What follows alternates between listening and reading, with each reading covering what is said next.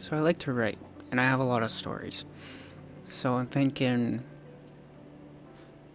every other video will be about the City of Stars, but every other video will be about whatever else I have just kicking around in my notebook that I need to get digitized.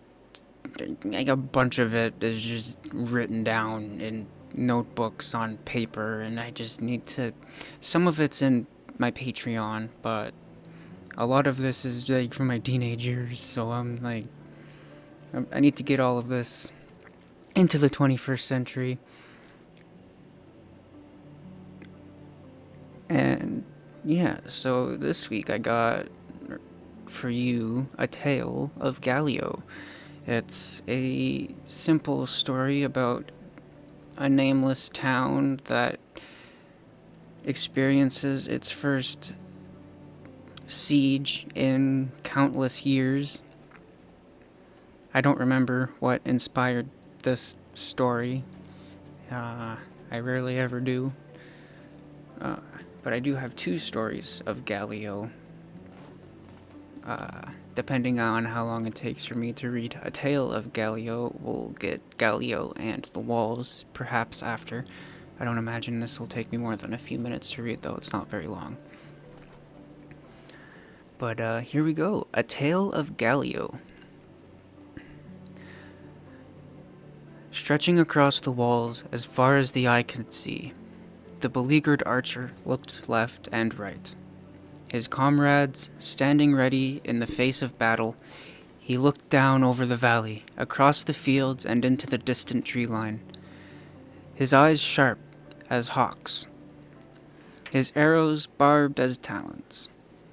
We are ready to strike down the enemy with a single pull of the string. The clatter of armor, the smell of sweat, and the lingering fear hung thick in the air. These soldiers had not known battle for years. The last siege seemed a lifetime ago, yet here they stood, side by side, arms ready, bracing for what lay ahead.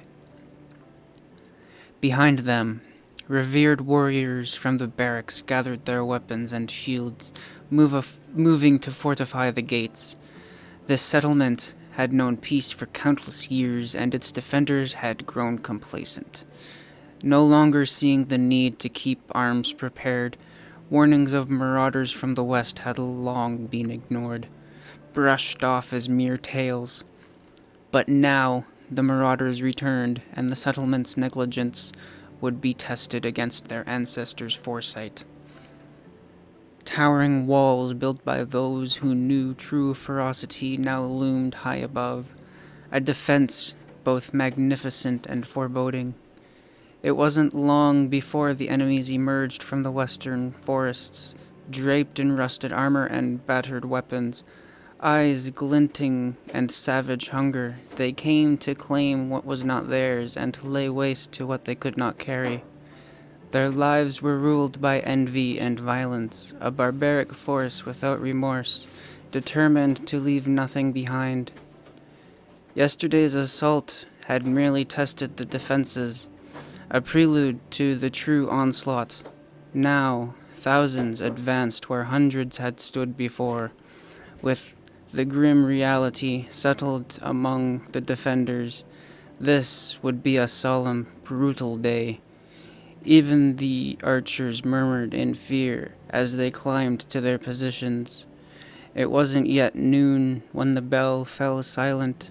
Soldiers concealed within the Castillo's barracks and dining halls braced for battle.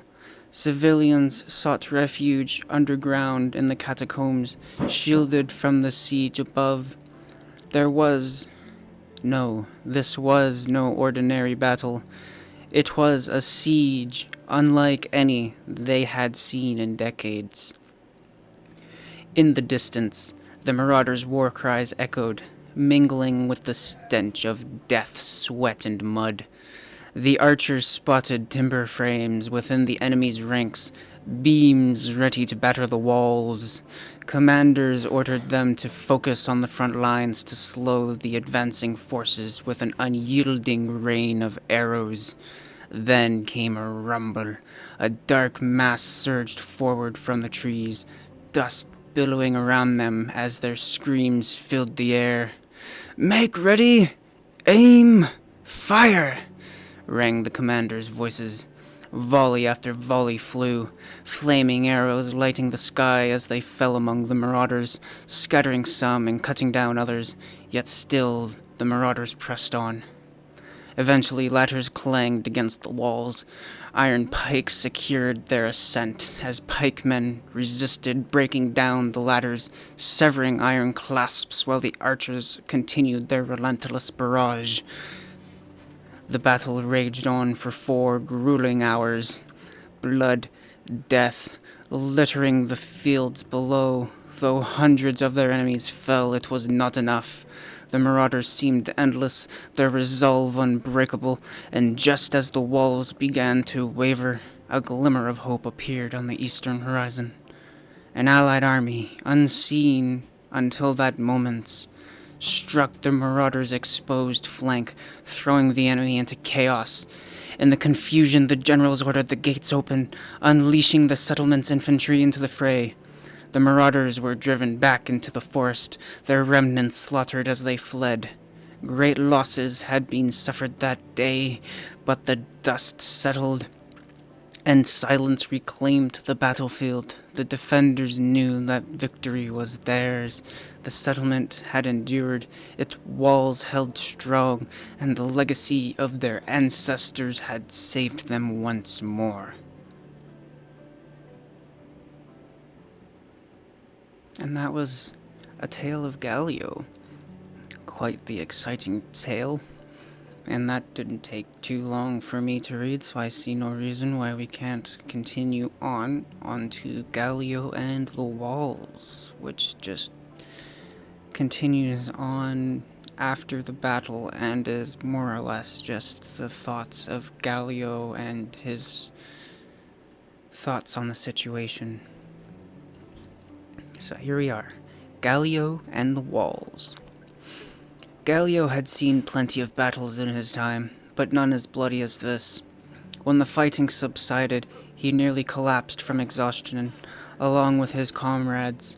Many had fallen, not from wounds, but from pure fatigue, the adrenaline draining from them after hours on edge, an intensity most had never known. Unlike them, Galio was no stranger to war. He had come from the east, while his parents had fled from the west in search of peace, only to find bloodshed trailing them.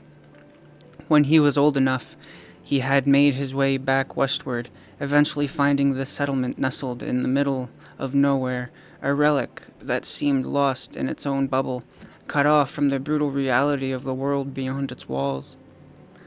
The settlement, once mighty and vigilant, had grown stagnant.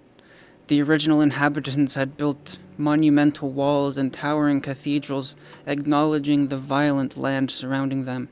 But the knowledge of their origins was long lost, and the wisdom of defense seemed to have faded with it. Now, after decades of peace, siege after siege was beginning to wear down the complacent populace. They had no provisions for prolonged siege, no reserve of arrows for sustained defense. The infantry, largely untested in battle, had known little more than the occasional fox or bear straying into their coops. Galio, seasoned in war, was the only one who truly understood the gravity of the threat. But his warnings fell on deaf ears. The generals, arrogant and indulgent, saw no value in his hard-won wisdom. Content in their privilege, they would rather dine themselves to oblivion in the grand halls than heed the dangers from the west. In their arrogance, they scoffed at the tales of marauders, even if it meant one day facing death with a breadstick in hand. The settlement's survival thus far felt like a miracle, or perhaps some divine intervention. The only true reason they had lasted so long was the foresight of their ancestors, who had built an elaborate labyrinth of walls, some soaring as high as 50 meters. The settlement itself was perched on sheer cliffs, offering archers an unbroken line of sight, allowing them to rain arrows upon anything approaching the base. Most of the settlement's forces were archers, with only a small contingent of infantry stationed for the rare times the walls were breached, a defense that had until now proven effective. Galio took out a small, worn notebook, continuing his detailed sketches of the settlement, maps, and of the walls. Defensive strategies he had carefully crafted over time in its pages. He envisioned a sustainable, fortified future for the settlement, a place so well defended that no citizen would ever need to venture beyond the walls. With prudent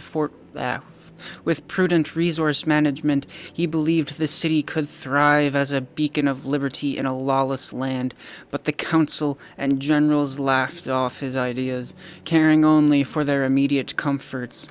Now, as the barbarian hordes battered the gates and the civilians huddled in fear within the catacombs, Galio's frustrations mounted.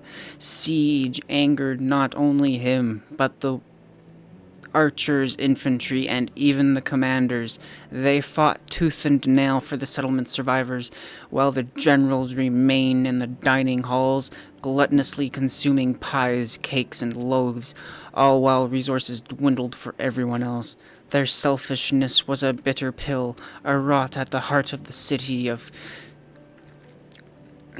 Their selfishness was a bitter pill, a rot at the heart of the city Galio had come to love and call home.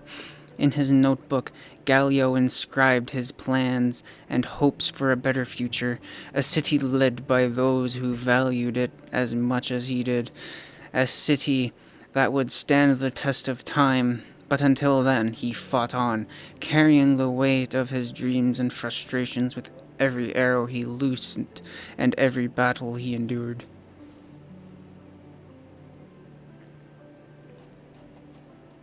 And that is the entirety of Galio's tales.